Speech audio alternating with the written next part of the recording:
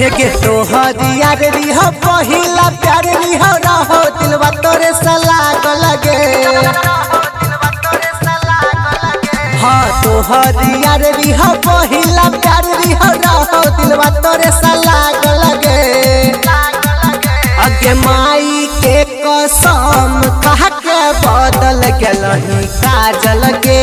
माई के कसम कह के बदल गेलही काजल गे।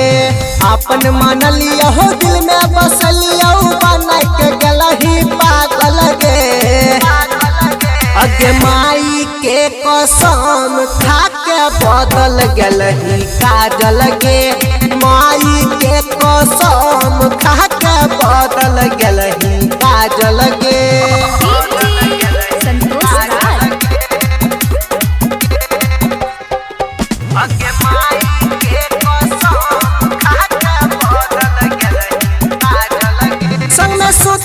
पहले कलियो इस्तेमाल तब तोरा तो हमरा भेल रहो विश्वास।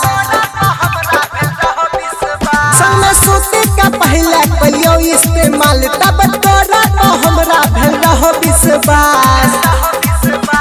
हमर दिल के खेलो न समझ का करी देलही तू घायल गे।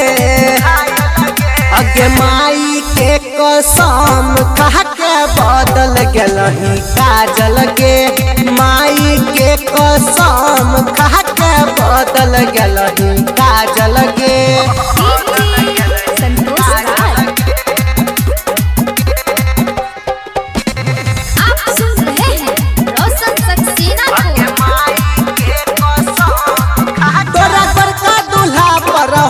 घमंड राजू राजी के जिंदगी के पड़ गलही जान।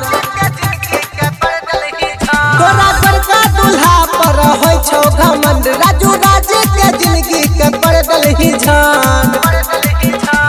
राइटर राहुल रौशन बादल होई गेलौ पागल गे।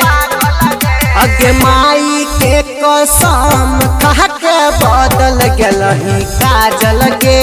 माई के कसम कह के बदल गेलही काजल गे। अपन मान लिया हो दिल में बस लिया बना के गेलही पागल गे। अगे माई के कसम खा के बदल गेलही काजल गे। माई के कसम खा के बदल गेलही काजल गे। Angika recording studio Rupauli Purnia Bihar.